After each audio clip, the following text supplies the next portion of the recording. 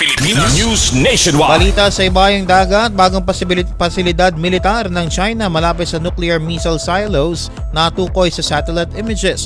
Mula Radyo Pilipinas World Service, narito ang ulat ni Jay Arevalo.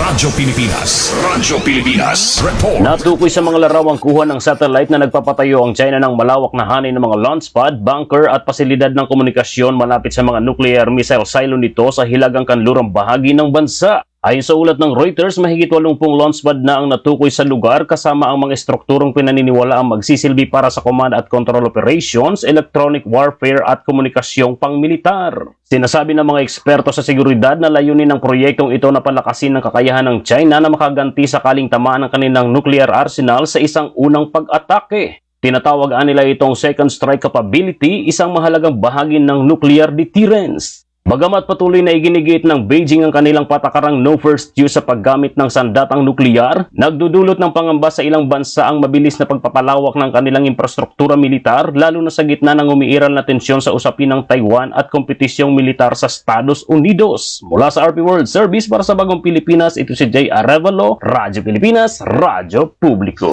Radyo Pilipinas. Radyo Pilipinas. News Nationwide.